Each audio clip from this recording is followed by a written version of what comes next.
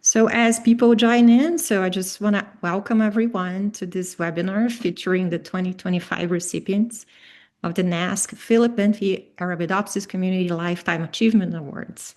I'm Cris Argueso. I'm a professor at Colorado State University in Fort Collins, Colorado, and I'm also an outgoing member of the North American Arabidopsis Steering Committee, also known as NAASC.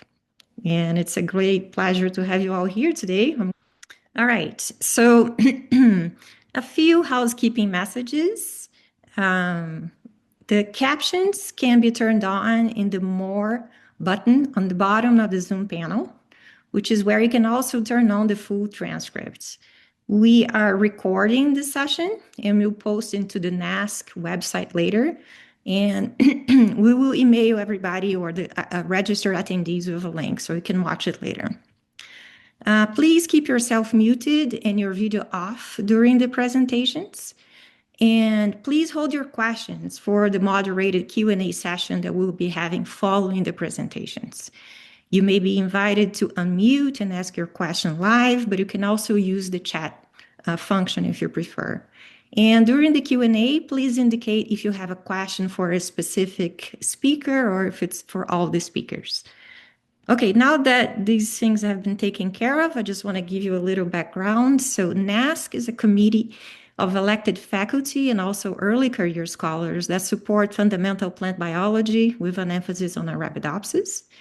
And NAASC was founded in 1992 to represent the North American researchers on the multinational Arabidopsis Steering Committee.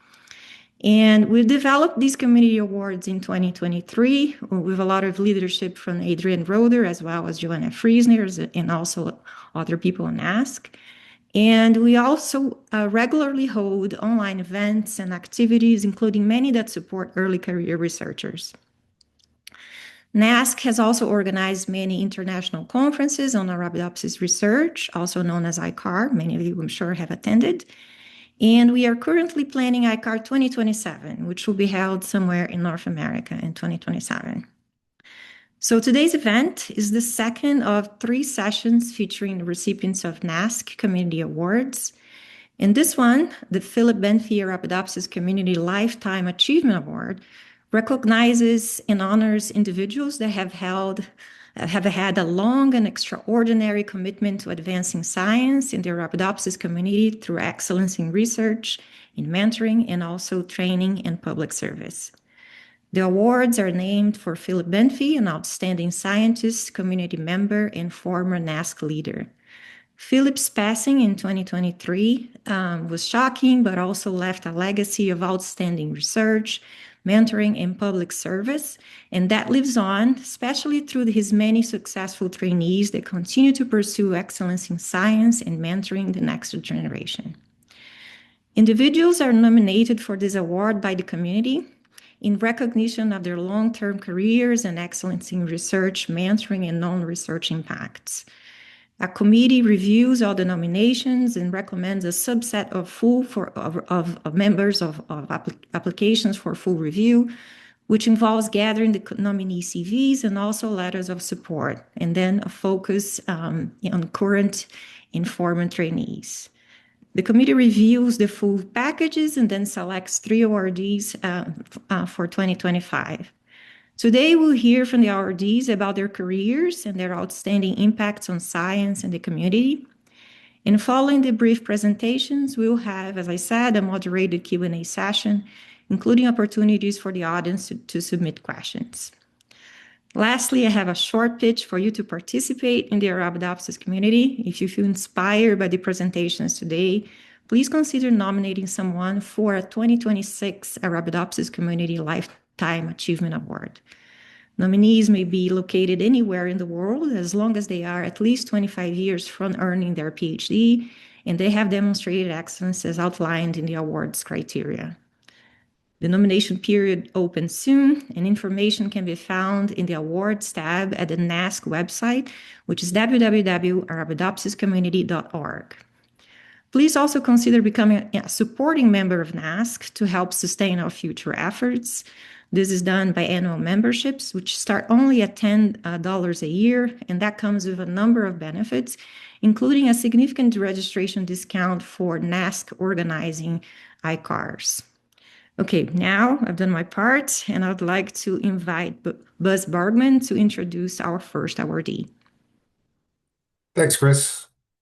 Hello, everyone. My name is Buzz Bargmann. I'm an assistant professor at Virginia Tech School of Plant and Environmental Sciences.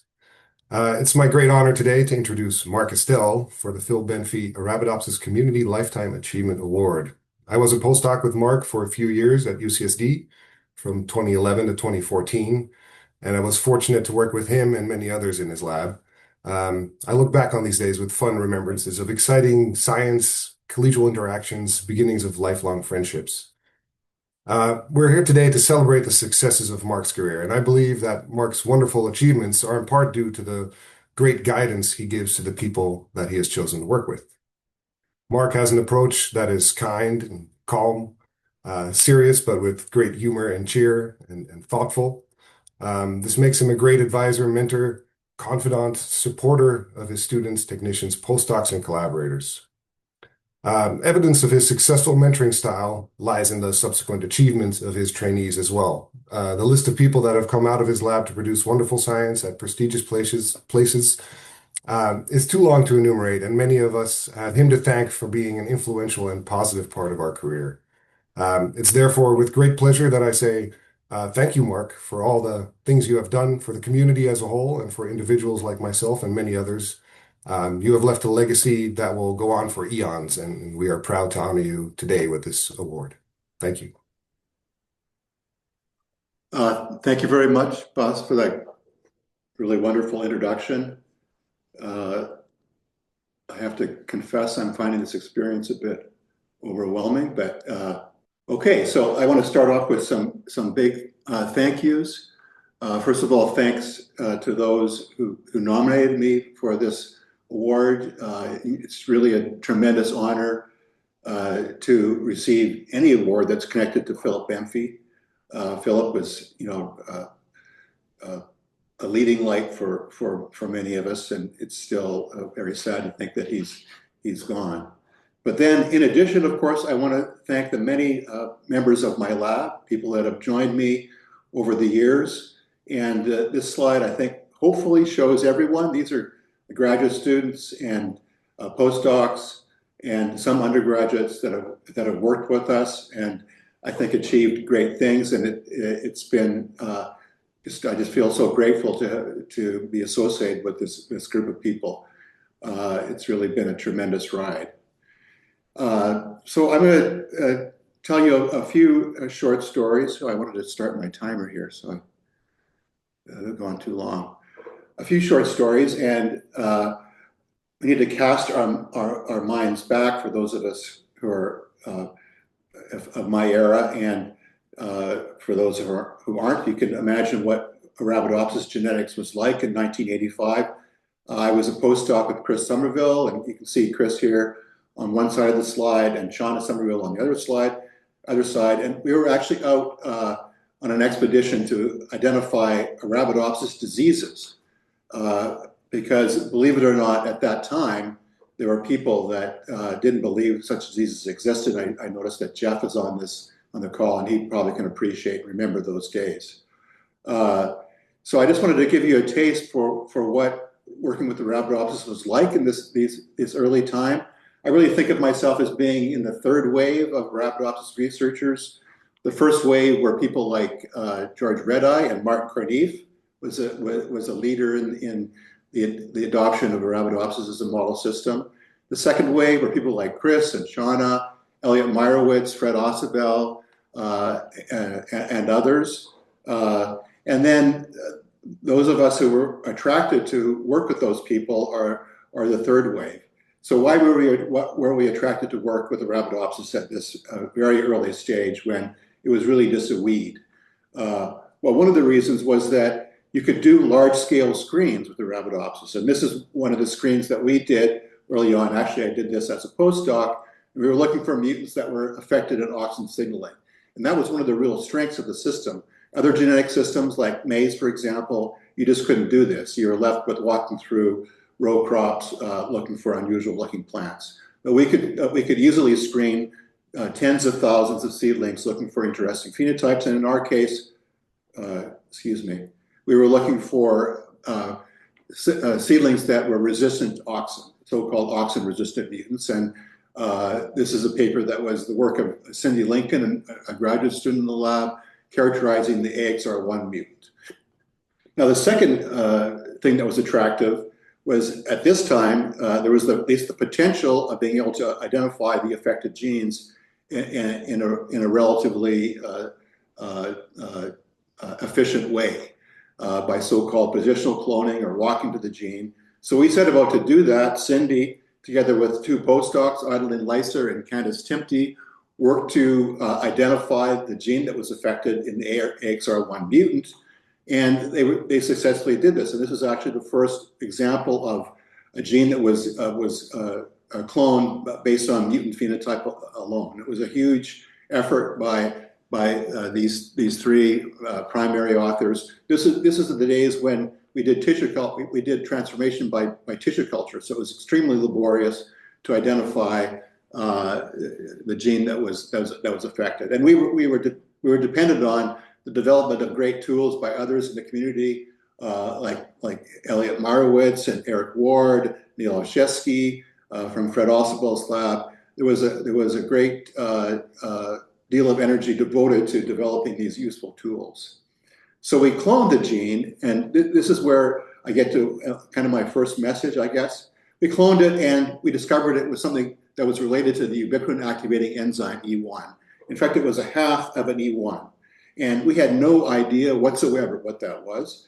I think we had a vague inkling about ubiquitin, but the importance of the ubiquitin proteasome system was really unknown at that time. It was just kind of the beginning. So we were very, very puzzled. But we reasoned that because there was a phenotype in this mutant, an interesting phenotype, that indicated that the gene was of interest. And I know that I had friends who have told me later that when they read this, they were so sad. They were sad for us. We'd put all this effort into the work, and we recovered a protein that was completely mysterious. But we persisted. Adeline, Cindy, and Candace were devoted to this idea that the phenotype was important, therefore the gene was important. So we continued, and about the same time, we were making other discoveries related to the auxin-resistant phenotype, and we had learned that the ubiquitin pathway was indeed key. And in fact, there was a ubiquitin protein ligase, a member of the FCF family called FCF tier 1, which was essential for auxin response, or essential for auxin-regulated gene expression.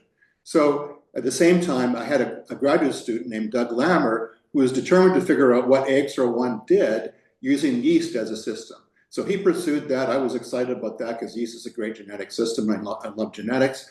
Doug worked on this, and what he discovered was that AXR1, one half of the E1, acted in a pathway which was parallel to the conventional E1, E2 pathway. And the job of that pathway was to attach a small ubiquitin-related protein called RUB, or NET8 in animal systems, conjugate that to the CUL1. And that CUL1 was one of the subunits in this complex. And that modification was essential for activity. And this was the first demonstration of the importance of this small modifier, and the first demonstration of the pathway that conjugated that to CUL1 in any system. And this turned out to be a general discovery. All column-based ligases need to be modified by NET8. So that was very exciting. Now, the second little story I want to tell you is really related to the whole the joy of the Eureka moment. And this starts off with let me see, have I gone 9 minutes already? Well, anyway, I'll continue.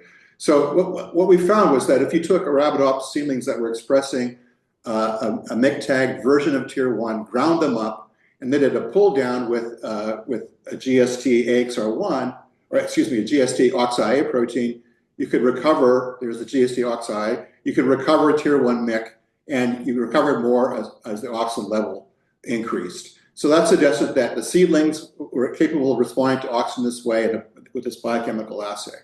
But what we really wanted to know was what was the signaling event. And at the time, recognition of a substrate by an F-box protein almost always involved modification, typically phosphorylation.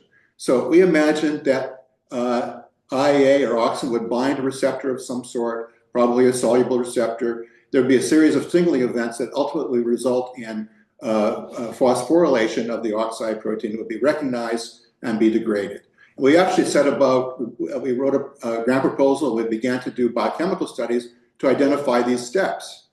But in the meantime, a postdoc in the lab named Nihat Dharmasiri was doing some introductory experiments in preparation for that effort. What he found was that he could purify tier 1, purify SCF tier 1, and then he could demonstrate the interaction between I7 and tier 1 in the absence of any other proteins. So what that indicated to us was that tier 1 was the receptor. Tier 1 was binding oxygen directly and the I7, and that resulted in degradation.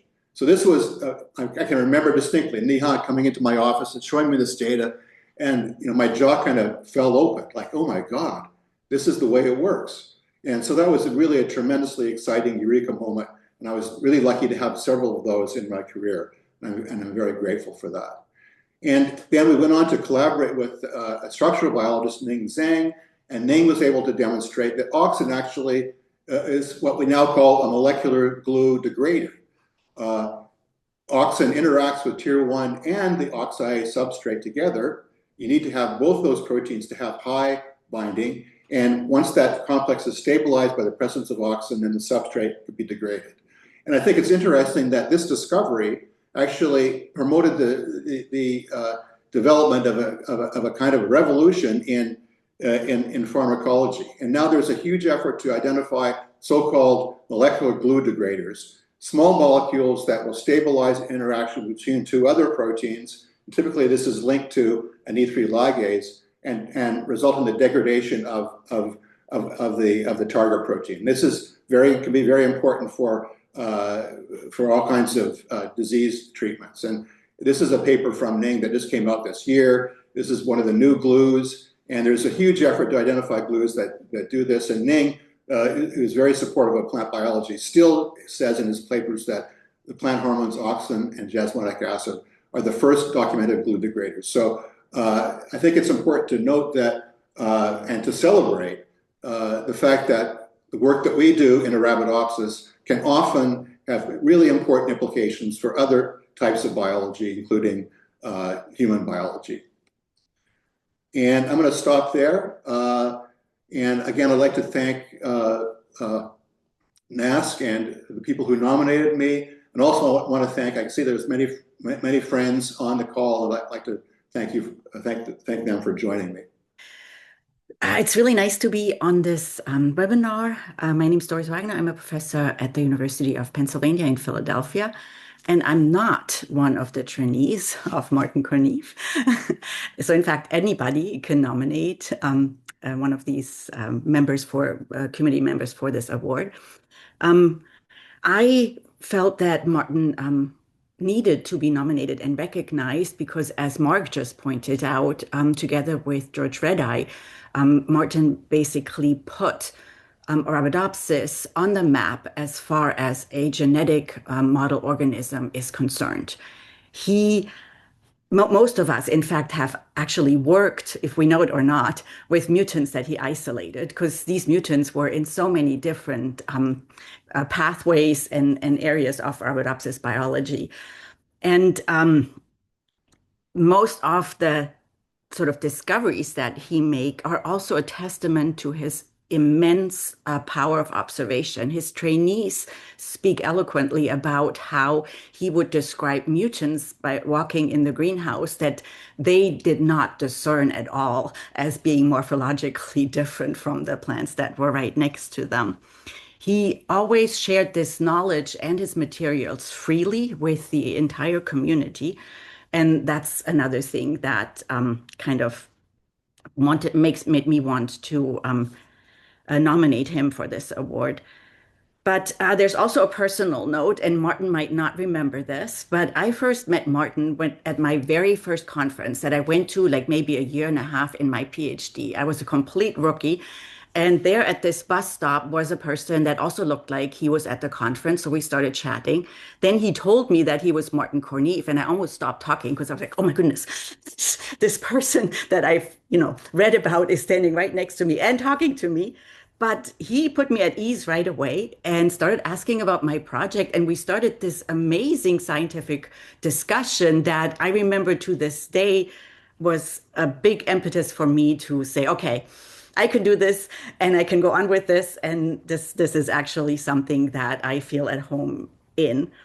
Later, during my sabbatical at the Max Planck in Cologne, I got to see him run his lab there and being so careful about making sure that people in his lab and their scientific discoveries and their careers were actually what he was supporting most of all. Their success and their growth was foremost on his mind. And with that, I want to introduce again Maarten Koornneef. And thank you for all of your contributions. Thank you, Mona. Thank you first, Doris, for your very kind words and for proposing me for this short presentation. I choose more or less to summarize my career more or less. So my name is Maarten Koornneef. I'm born 75 years ago in the Netherlands. In the Netherlands, I work most of the time, and I still live there with pleasure. And if people want to know a bit more about my career story, I recently wrote autobiography, which you can read if you want. Next slide, please. So my education is, I studied plant breeding at the Agricultural University in Wageningen, which is the only agricultural university in the Netherlands. I obtained a PhD at the same university in 1982. So if I'm really the first generation, as Mark said, I would say I also belong to the second generation long after Red Eye and also people started. But our department worked on Arabidopsis since 1962. And my supervisor was Professor Jaap van der Veen, which you see a picture of. He was an Arabidopsis researcher, and on the right side, you see my PhD thesis as we made them in those days in the Netherlands. So my career, I only had 3 different employers. First, after my MSc, I became for 2 years a vegetable breeder in a company. And I'm very proud of these 2 years. That was useful, nice years. And thereafter, I was asked to come back to the university as a staff member before I even started to work on my PhD. That was quite common in those days. And then I made a career in that same department since 92. I was personal professor. In 2004, I started as a director at the Max Planck Institute for Plant Breeding Research in Cologne. But in the same period, I kept for 1 day a week a position in Wageningen. So next slide, please. So Arabidopsis, as I said, was a topic at genetics because it was there since 62. For my PhD, there was no project to start with, more or less, but my boss, Professor van der Veen, had different projects he was working on with MSc students mainly, and together I could work that out in a more wider way, often in collaboration with local plant physiologists like Kees Karsten and Karl Spruit. The topic, I would call that physiological genetics, so study mutants, especially in hormone and photoreceptor pathways. And in addition, I did supporting genetics to calculate mutation frequencies, to make genetic maps I studied aneuploids. This was also a follow-up of the projects that was already going on. So we identified mutants in the biosynthesis and mode of action of plant hormones, especially gibberellin and abscisic acid. The picture you see here depicts a number of gibberellin mutants.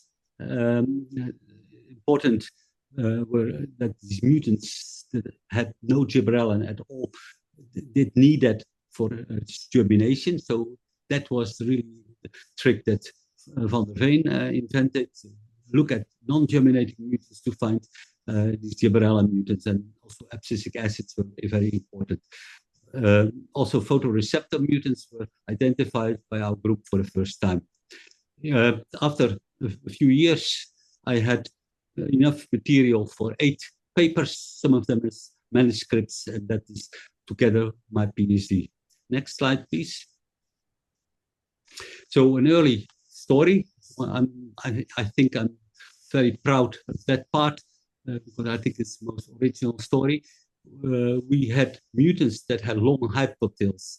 You see that under this picture, the high. One mutant in light, it looked a little bit like dark brown plants. So the idea was, what came to my mind is these mutants don't see light in a proper way. They were color blind. And in fact, that is what we could show in that story. Also, some of the mutants lacked phytochrome, that was a known red light receptor. Another mutant, for instance, was insensitive to blue light, and this mutant became later on this starting material to identify the thus far unknown light receptor cryptogrome. That was not done by us, but by the Kessler group. When we had these data ready, we were afraid that plant physiologists, would not believe that plants can live without phytochrome. To make life easy, we submitted the paper to a minor journal. It was accepted, but that was published in 1980. But when I visited the US in 85, that was my first visit to the US, it was clear that the paper was known, but there was a colleague who had spread the rumor that we had not measured phytochrome, but chlorophyll. Although this Dr. Spruit was a specialist in this differential spectra to measure phytochrome.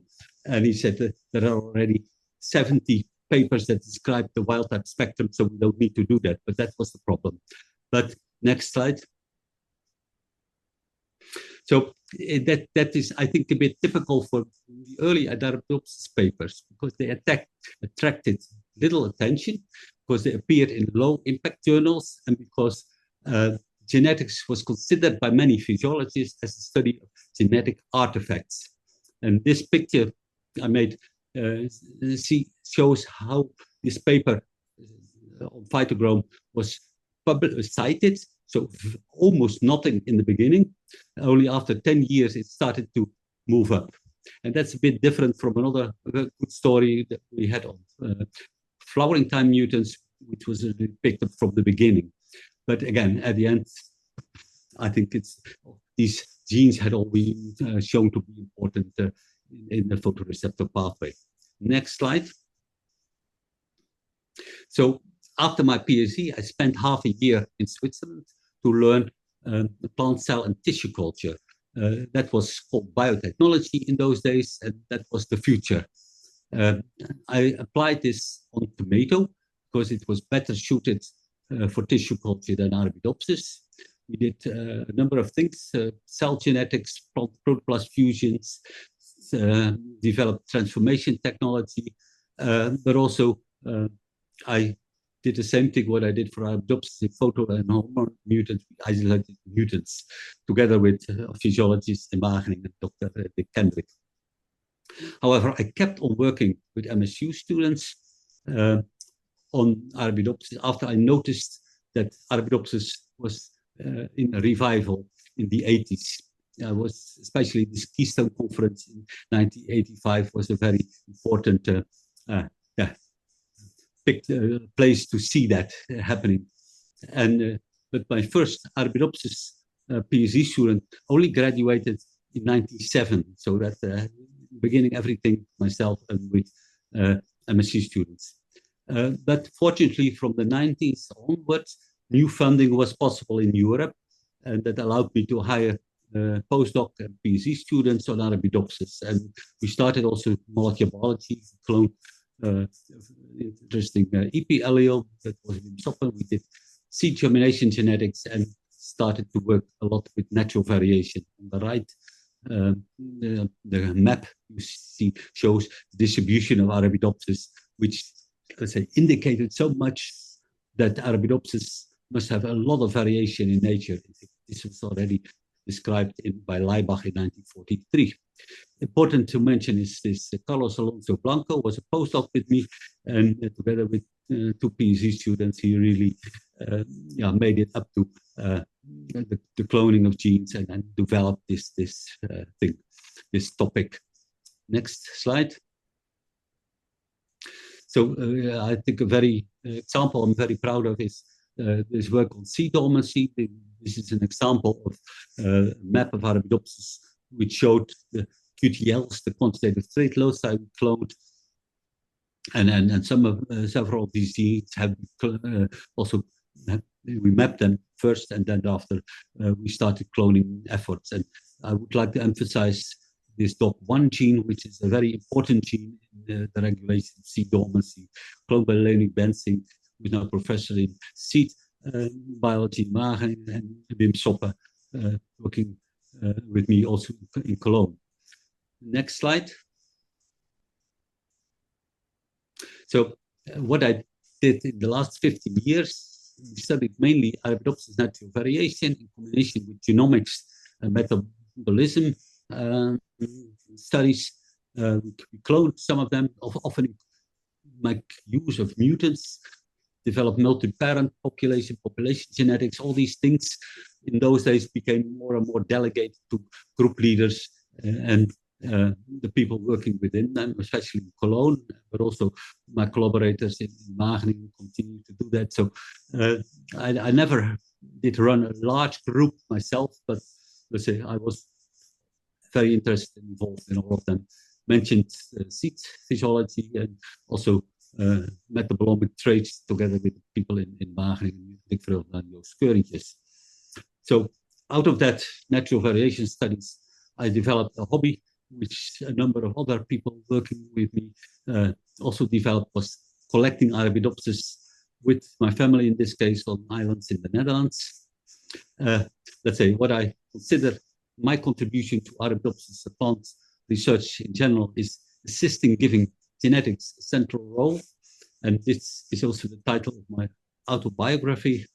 This, of course, I did with the help of many collaborators and colleagues in and outside Wageningen and Cologne. And I didn't have such a nice slide as Mark had, but I certainly want to thank all of them. I mentioned only a very few, but of course there were many more. You can't do these things on your own. Thank you very much for listening. All right. Well, thank you very much, Maarten. And now we have our final speaker, and Moy is going to be introducing Detlef. Hi, everybody. My name is Moy Exposito-Alonso. I'm assistant professor at UC Berkeley and HMI. And it is my absolute pleasure and honor to introduce my PhD advisor, Detlef Weigel, as co-recipient of this year's PNBenfey Award. Many of you already know Detlef through his extraordinary scientific records. I think closing now in about 400 papers, his discoveries in genetics, development, genomics, evolution, the resources that he has generated for our plant community and his leadership, and for training hundreds of trainees, many now leaders themselves, many probably in this audience. But today I want to highlight something numbers can't capture: Detlef's remarkable mentorship, generosity, and human impact. When I spoke first with Detlef on Skype a little bit over 10 years ago as a prospective PhD student, I told him I wanted to study Arabidopsis, the 1001 genomes that he had been building from these new natural collections that Maarten mentioned, but grow them not in growth chambers, but back in the wild to understand their adaptation. Detlef, instead of discouraging a 23-year-old or so with an audacious and probably naive plan, he said, "Do you want to come over next year?" And I was really in shock, realizing that he had indeed offered me a PhD position. This was on a Friday afternoon, and on Monday, he sent me an email, probably realizing that I was in shock, confirming that I had indeed received a PhD offer, and that changed my life. He cautioned me, though, that his lab was huge, Max Planck director, and that I needed to be independent. So I then expected I could never meet with him or reach him, but the opposite was true. He was incredibly responsive. He always showed up. He even helped sample in my field site while probably juggling, I don't know how many global SABs or massive collaborations or a lab of 30-ish people. I think that Detlef teaches values, scientific and personal, by example.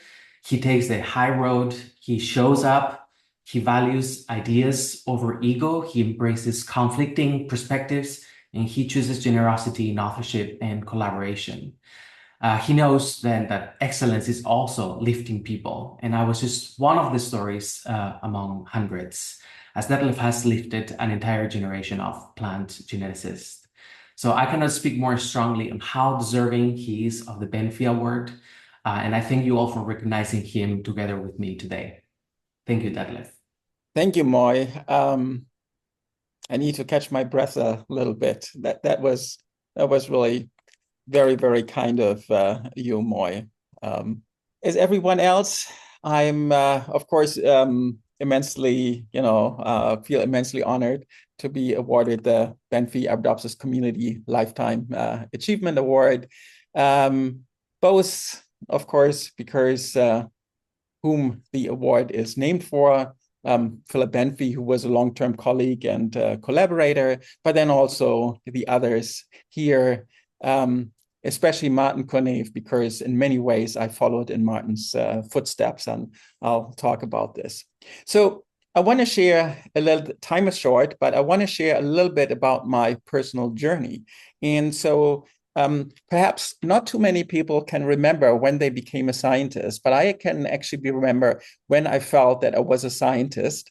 This was 42 years ago. I was an undergraduate student, and I was in the library of the Genetics Institute in Cologne, and I picked up this issue of the magazine Science. And it was an amazing story that was described where the double-winged fly from Ed Lewis and cloning of the bithorax complex. And I just felt so amazed that I had enough knowledge already after 2 years of undergraduate work to understand this fascinating story. And I wanted to share this because for me, this is what science is about. Of course, I've always delighted in the discoveries that my lab has made, the discoveries early on that I made. But science for me is really appreciating the discoveries that the entire field makes and to feel to be part of the entire field. So I started out with Drosophila, was my PhD work. And you might wonder why I became a plant scientist. And there is perhaps another teaching moment that, much of life is serendipity, and you must embrace serendipity. So I had read, I was either 86 or 87, I had read these amazing papers from Oliver Smithies and Mario Capecchi about homologous recombination gene knockout in mice. And I was set to become a mouse geneticist because overconfident me at the time thought that, the time of the Drosophila time could not last forever. And I met Peter Groos, who later became president of the Max Planck Society. And I asked him about knocking out genes in mice. And I had this whole idea what I would do. And I would, had mapped out my career. And he said, young man, that's not going to happen for another 10 years or so. In retrospect, he was completely wrong. It took like a year or so before this became routine, but I took his advice and then looked around what else there was to do. And since I had excluded Drosophila, mice apparently was not an option. I ended up studying plants and, of course, never regretted that and never looked back. But I think this overconfidence effect, as described by Daniel Kahneman, that overconfident professionals sincerely believe they have expertise, act as experts and look like experts, and you'll have to struggle to remind yourself that they may be in the grip of an illusion. I think that's another important teaching moment. It was an important teaching moment for me. So I was asked to highlight different steps in my career. I've been a scientist for over 40 years. So I want to illuminate just want to make 3 points where I feel that my lab has had an impact, and it is really my lab. So I've been so lucky to have been associated with so many amazing scientists. And one of the guidelines that I always had is try to recruit people who are smarter than I. And I think that has worked really well, that I have been able to recruit a lot of people who are smarter than I am, but that they also have made the lab such a great place. So thinking about, what has been, perhaps my favorite discovery or favorite paper, that's very, very difficult because there are so many wonderful papers, wonderful people connected to these papers. But certainly one thing that had an enormous impact on my laboratory was actually the very first paper that we published in 1985, so pretty much exactly 40 years ago. As a graduate student, as a postdoc with Elliot Meyerowitz, I had cloned a gene called leafy that was required for the formation of flowers. And this was one of the last experiments I did myself. Discovered one day walking into the growth chambers that these transformants that we'd been able to generate overexpressing the leafy gene in Arabidopsis converted actually shoots to individual flowers. And it was an absolutely amazing moment to see this for the first time. This is what I think science is about. At that moment, you are the only person in the entire world who has seen this. I think it really embodies the thrill of scientific discovery. And then I was super fortunate that Uwe Nielsen ended up in my lab, and Uwe actually had visited the Salk Institute. He was looking for my very good friend, the late Joanne Corey, but Joanne wasn't there. And so he just looked around who else was there in plant biology and ended up talking to me. And he had just figured out how to transform poplar plants, and I showed him the Arabidopsis transformants, and he said, well, what about if we put this leafy plant into a leafy gene, we put it into poplar? And we both thought, no way this is going to work. This experiment is not going to be very informative. But it turned out that not only could leafy turn Arabidopsis shoots into flowers, it could do the same in poplar plants. And poplar plants normally flower only after something like 10 years, and these plants flowered after a few weeks and months. And that was really proof of concept that you could use Arabidopsis as a very powerful platform for plant biotechnology. So a huge impact on my lab, obviously, but also on the field. And then leafy, because it's involved in flower initiation, got me thinking about flowering time, the onset of flowering, and flowering being such an important adaptive trait, then got me thinking about natural variation in flowering time. And as I said, really following in the footsteps of Maarten Koornneef, together with my very good long-term collaborator and friend, Joanne Corey. And Maarten, perhaps there's something, I don't know whether I've told you about this. Another really proud moment of my career was when I was the one who could introduce you to the Max Planck Society and tell them how brilliant an idea it was to hire you as a director, Maarten. That was really a very, very happy moment in my life. So the other impact of the lab, as Moy already mentioned, has really been through the resources we've been able to generate, many different types of resources. Early on, there was, for example, activation tagging, and there was this gene expression atlas at GenExpress. There were the artificial microRNA, but probably the most lasting impact of the lab is it really keeping Arabidopsis relevant by generating these resources for studying genetic variation. The 1001 Genomes Project, together with another good friend and longtime collaborator, Magnus Nordborg, and also Joe Ecker, another good friend and longtime collaborator, The next step now is this 1,001 Genomes Plus. And so the third impact, however, I think is the most important, by far the most important, and then that the most lasting, long-lasting was. And this is really the people in the lab that I've been so fortunate with having been associated, and who are having great impact on their own, and was very difficult to choose representatives of the lab. But I wanted to highlight these three individuals here because they are from different phases of the lab. Uwe Nielsen from the Salk Institute, then Kirsten, who was one of the postdocs joining me at the Salk, and then at the Max Planck Institute, and then Jiawei later at the Max Planck Institute. And all of them have received very important recognition. Uwe, the Wallenberg Prize, awarded by the King of Sweden, Kirsten being a Genius Fellow, and then Jiawei also received another very significant prize that came with $500,000 in a personal cash award. So really, people, I see that of the three strands, the most important impact.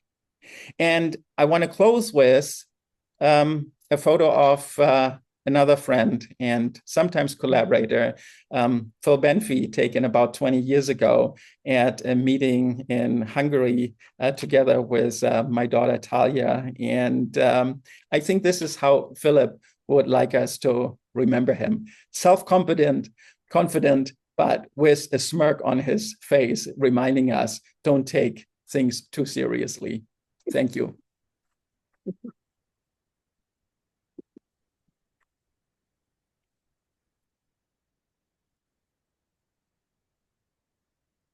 All right. Well, that was wonderful. It was really wonderful 3 talks. And I have to tell you that, as the speakers, I also felt kind of emotional here, listening to, the people that I admire so much. It's really an honor for me, and also I'm sure for everybody at NAASC, to have this award ceremony today and to hear speaking. Thank you very much personally too.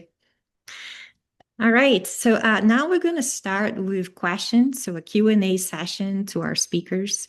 I just want to remind everyone that you can ask your questions by putting them on the chat.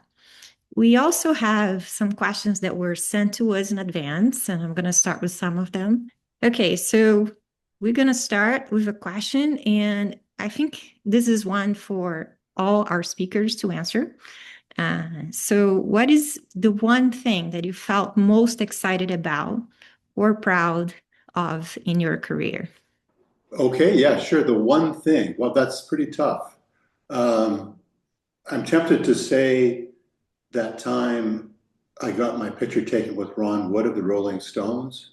That's just one of many very exciting things. I think that there's just so many things I could point to. The development of community, an international community. Science is an international activity, and that's something that I really appreciate, having friends and colleagues around the globe that I can visit, chat with, work together with.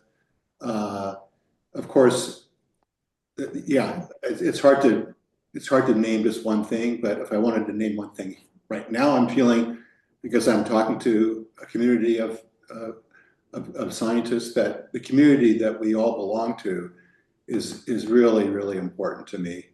And that's something that as I move towards retirement, I worry about losing that, but I think it's really a key thing. So I'll say the community. Nice. I was actually in that picture with you. Yes. So that was one of my proudest moments as well. All right, Maarten, would you like to tell us about what are you most proud in your career? Okay. Yes. There you go. I'm of course, very proud of. I interpreted this question as what were the most exciting moments, and for that I had in mind the same as Detlef said, some observations that you really say, now I see something, now I understand something. That is simply looking in a petri dish where seeds were germinating from a knockout line that told we have cloned the gene that we were looking for after many years. But also the student coming into my office showing a qPCR experiment that also said, okay, now we know what we have to do. So these observations, of course, I'm certainly proud of the recognition that I have received. I was complaining a little bit in my talk about people didn't believe us. That's frustrating, but that has been compensated by, let's say, a lot of nice words, including today. Thank you. Detlef, do you want to say something? Do you want to add on? All right, so I'll go with Mark's. I follow Mark's lead. My proudest moment in science was perhaps I'm the only person I'm pretty convinced of who managed to feed Arabidopsis to Francis Crick. So Francis Crick was actually my boss at the Salk Institute and a colleague at the Salk Institute. And for the lab inauguration, I made an Arabidopsis dip, and everybody had the Arabidopsis dip, including Francis Crick. So that's perhaps, my proudest achievement. I think proud, I would qualify it. I would say perhaps, what happiest moments. And I think the happiest moments in science were the ones where people in the lab did experiments where I thought this is never going to work, or, this is just way too ambitious or whatnot. And then they proved me wrong. And, actually one example is Moy. I think I told you this, Moy. So I had very serious doubts about this crazy experiment that Moy wanted to do, but I also thought if somebody can do it, Moy could pull it off. And then when it worked so spectacularly, and he proved me to be a doubting Thomas, so this is, so I wouldn't say not just proud, but also super happy. I think the proudest moments are also the happiest moments in science. One fun fact, thank you for saying that, Detlef, is that we planted that experiment exactly 10 years ago now in the field. Wow, those are very nice answers. Okay, so this other question is also for the three of you, and we can follow the same order of response. What big questions in plant biology are still best answered using Arabidopsis?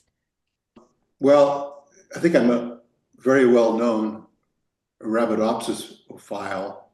So I would say that most foundational, fundamental questions in plant biology can still be most efficiently studied in Arabidopsis because of the tools that we've accumulated over the last 30 years. And because the new tools that will come on board. So I think obviously there's other considerations besides just efficiency. It's important that we study other plant species for comparative purposes, and also because many of these other species are crops. But I think in terms of actually generating fundamental knowledge, Arabidopsis is the best for most questions. Of course, some questions are very specific for other plant species, C4 photosynthesis, interaction with mycorrhiza. Those kind of things can't be studied in Arabidopsis, but basic processes can be. And something else I wonder about, and this is outside of my area, but I think it's going to be incumbent on us to begin to move what we've learned about Arabidopsis in the lab, in a highly controlled environment, into the field in a more natural ecological setting. And I just wonder whether, once again, Arabidopsis will be a good system for addressing those sorts of questions. Yeah, I thought about a question. It's impressive how much we learned about plant biology. I think about the flowering time, the plant hormone pathways, mechanisms. What I still don't know, maybe I overlooked the literature in the meantime, is how plants sense temperature. I mean, it's very clear how they sense light, light quality with its photoreceptors, but we know how important, especially cold temperatures are in vernalization, but also in certification. But what is the thermometer of the plant?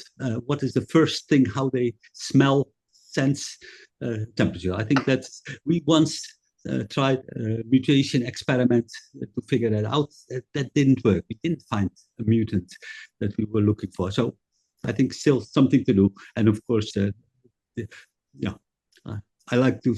This afternoon I still had to tell some of our university authorities what is Arabidopsis. No idea, never heard of. And then I said that it's a green plant, and the greenness in all plants is the same, chlorophyll. So, but again, so there's also some teaching to do. That's my story for the moment. Thank you, Detlef.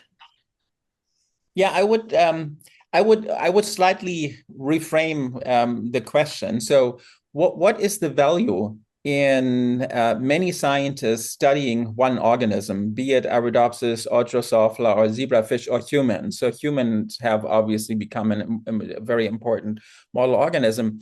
And I do feel that biology is now at a crossroads, because with all these genomic technologies, with CRISPR and so on, and also imaging and whatnot, it's possible to study many species now. And I am a little bit worried that we biologists as a community will fall for studying all the odd biology that is out there. Now, that is sort of biology, so treasure your exceptions. I think that's an important rule in biology. But there are so many species, when you hear first about them, they have fascinating biology in that way or another way. So I think there's a little bit of danger that we as biologists end up studying so many different species.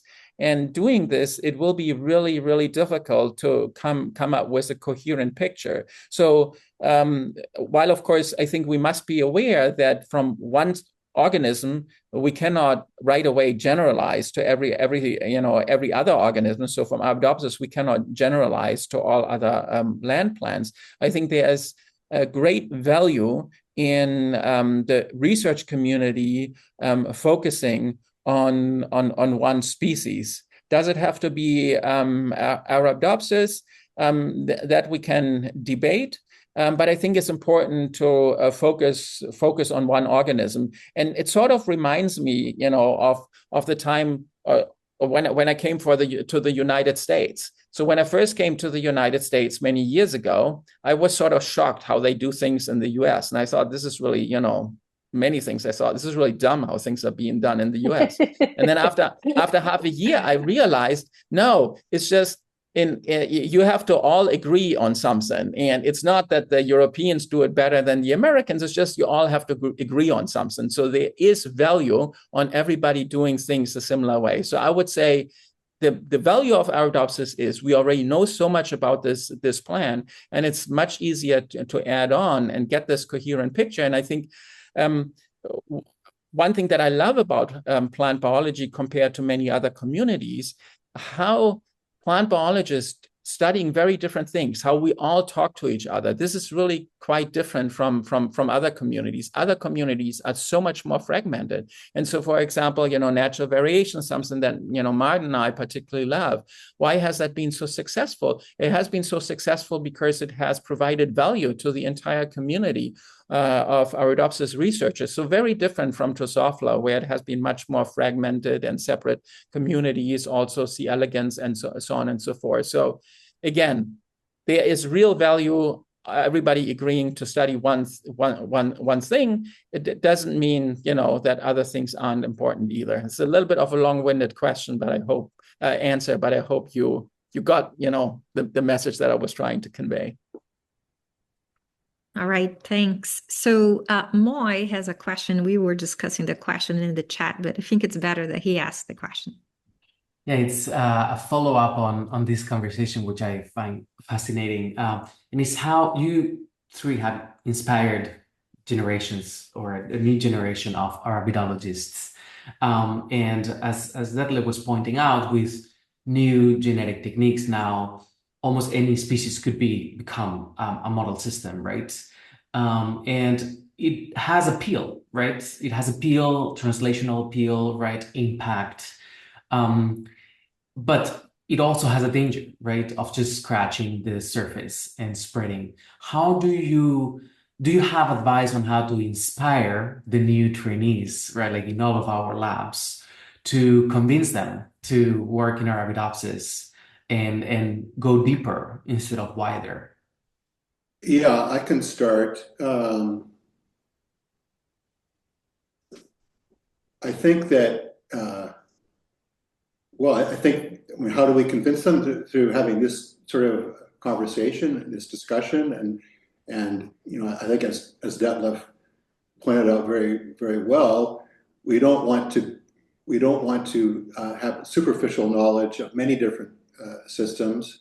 I mean, it's important, of course, to study other systems, other species, but to really push forward our knowledge, we need to go deep. And right now, the best system to do that is in Arabidopsis.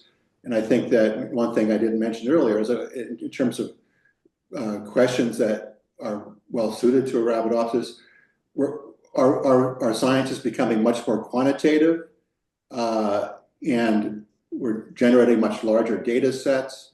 And those are hopefully going to allow us to get at the complexity of cellular processes and organismal processes in plants. And it's hard for me to imagine how that's going to be done efficiently in any other system. So that's kind of the idealistic way of looking at it.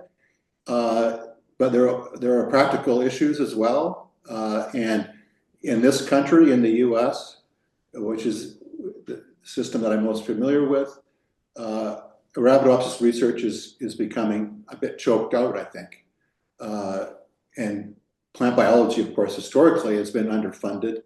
But I think that the focus on Arabidopsis has been lost.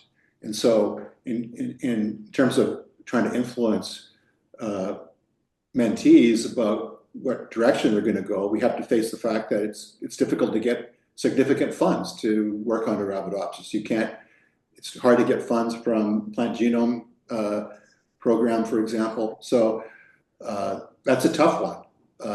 If you have a really ambitious student or postdoc who has a great idea, I think you say, yes, go for it. See if you can get funds to study this interesting question with this idea that you have. But you have to also be aware of the practical concerns. I would think that probably the most compelling programs are those that take advantage of Arabidopsis as much as possible, and then figure out what are sort of the critical things that you then really in a very targeted way test in other species, and of course to just remind everyone, so how impactful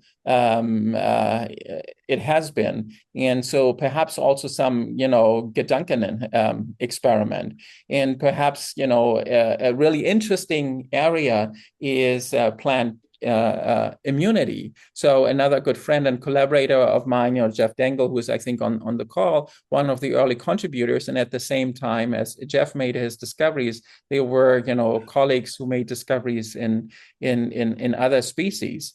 But it's still, I would say, most of the mechanistic. So sort of, everybody started out almost at the same level. So these genes were cloned in Arabidopsis and in tobacco and tomato, and so on at more or less the same time. But most of the mechanistic knowledge that we have comes from Arabidopsis. But I think plant immunity is really one area in particular where this back and forth has worked extremely well, and perhaps this is something that we need to think about a lot more. I think looking at the biomedical field, I think people do this really quite well. So where it's quite common that's for somebody to have a program where they use both mouse and they use humans. They might have humanized mice. They might have human organoids, which are somewhat in between. So maybe that's something that we should more think about it, that it's not one or the other, but really to think about how in a research program one integrates this best. So I think this would be in other words, why make your life unnecessarily difficult to work on something that is really large and has a long generation time when you can first generate knowledge in Arabidopsis and then test it in these other species. So that would be my answer. I should say I retired 10 years ago, but I still attend web meetings with my successor Maarten in Wageningen at a weekly basis, and you see the tendency, and I'm happy with that, to look at all the species, but keep it in comparison with Arabidopsis, and sometimes go into depth with Arabidopsis. And especially also in the Netherlands, there's a need for getting support from companies. Fortunately, some breeding companies are still okay in doing some Arabidopsis to figure out mechanisms, etc. And I hope that will continue, because what students want to do is nice, but the freedom that I had is not existing anymore. We need to have, at least in the Netherlands, a project and support from many people, to squeeze to find also opportunities to look at new things, to go into depth for mechanisms. And Wagner, they do that for photosynthesis, but also for heavy metal accumulation. And it's really nice to keep Arabidopsis as a reference. And I hope that the funders allow that. Thank you. Okay, so we have one more question. I think this will be our final question, given the time. So this is for all of you as well. How do you think AI or artificial intelligence is going to change the course of plant biology research, and how should students and postdocs, and I would say faculty too, should prepare for the changes ahead? Well, I'd be happy to say something, and again, I would like to take a step back and make it more general. So I would say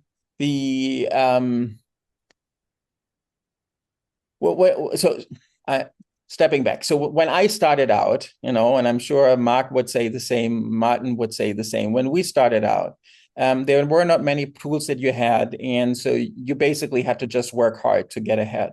And then what has become, so much better in the last few years, that there are so many, tools and accessible knowledge. So the best students and postdocs today, so it has become so much easier to acquire, a ton of expertise in many different areas and so on. But this also means that, in a way, what we see in our society, the gap between the haves and the haves not has become wider and wider. And I think there's also in science, and I don't mean the people well-funded, not well-funded, I mean more intellectually. So the people who are able to really take advantage of all these tools to, acquire new knowledge, to use that in their own research, they can be so much faster and generate, new insights so much faster than others who are not so well trained. And I certainly think with AI,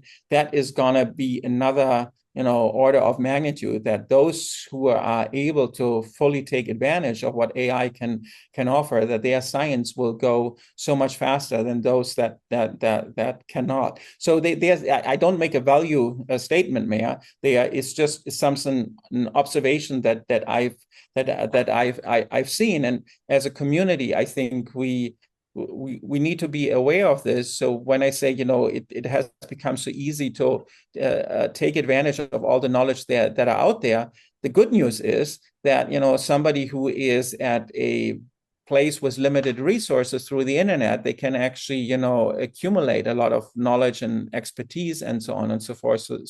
So that's, you know, that is really the positive there.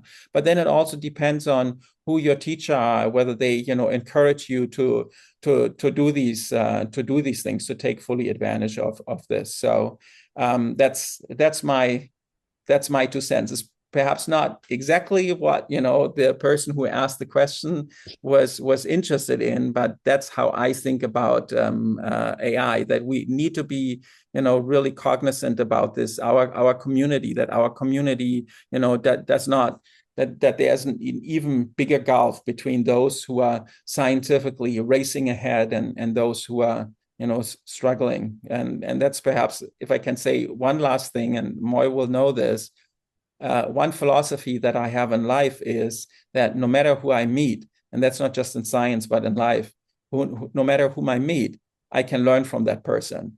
And it's easy to fall into the trap that we only want to learn from those who are the fastest and smartest and so on. But really, we can learn from everybody. So that's my long-winded answer again.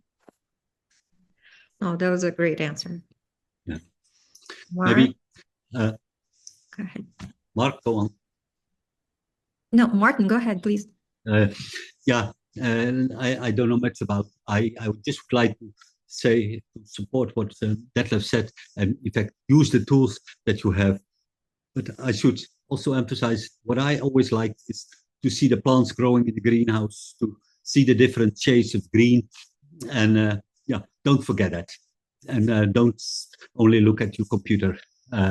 But of course, use what you can use, and use the know-how from other people. Please do so. I think Yogi Berra, didn't Yogi Berra say you can find out a lot by looking, something like that? No, don't forget to do it. I think. No. But I think this is. It's been an important tool. When I was a plant breeder, I worked on lettuce, so I could really see different types of green. And that was fun and that was useful. I don't want to say that it's compared that it's modern molecular biology that way, but I just want to. That was my hobby, to look at the plants. But Maarten, I think this is a very appropriate answer for AI. What you're really telling us, yeah, it's great to have all these tools, but don't forget that direct observation is one of the most powerful tools we have, and don't forget to see for your own eyes. So good. Thank you for reminding us of that. Yeah, thank you. Really inspiring. I'll just go ahead. Finish off pretty quickly by just expressing my admiration for those answers, both from Detlef and from Maarten, and also point out that we're not all equal in terms of our observational skills. And I think that probably Maarten he's in the top 1% of people who can observe by looking. And I guess in terms of AI, and I have no expertise and little understanding of AI, so I can't speak as an expert, but I just wanted, I know that life is extremely complex, and any tools that we can bring to bear to understanding that complexity, we all, I think as biologists, can agree that we're just scratching the surface in terms of what we know about how plant cells work, or plants. And so I think that hopefully AI will help us to deal with that complexity, in combination with better and better methods for sensing the state of a cell. I guess my focus is on signaling, so that's what I think about. And so I guess that's my expectation. It will help to deal with the complexity of life, and we can continue to move forward in generating new knowledge. And Mark, if I maybe a very brief statement at the very end, I think one of the most important things in science is to stay humble in many different ways. But one type of humility is also, we are always, today, science has never been more advanced. But that is not only true today, that is true tomorrow, and that's also true in 50 years. So I think a really good guide is to think about this. if we look back in 50 years ago, and we might say, you know, well, it was very limited what people could do and the kind of tools they had and whatnot, and the insights they could generate. In 50 years from now, that's going to be how people are going to look at what we are doing. So, you know, I think this is really important to keep in mind. Thank you all very much. This is the end of our webinar. I want to thank very much everybody that joined today. I think it was like Jan Nemhauser wrote on the chat. It was a really wonderful, inspiring way to start the day. My day is just starting, so is Joanna's. Thank you all of you that joined from different parts of the world, and of course for our awardees and the people that nominated them. It was a really inspiring webinar. Just want to say a few notes that this is the second of the seminar series of awards by NAASC. There's one coming up in December. And you can RSVP for these webinars on the website, the NAASC website on Arabidopsis, www.arabidopsiscommunity.org. We're going to have a recording of this webinar there, so you can watch it again later. In addition, please remember to nominate other people for the 2026 awards. And the nominations will be open soon also on the NAASC website. And with that, again, thank you all very much for joining us. It was a pleasure for me personally. It was a great pleasure. These were really inspiring talks and answers as well. Thank you all very much and have a wonderful day or night, wherever you were. Thanks.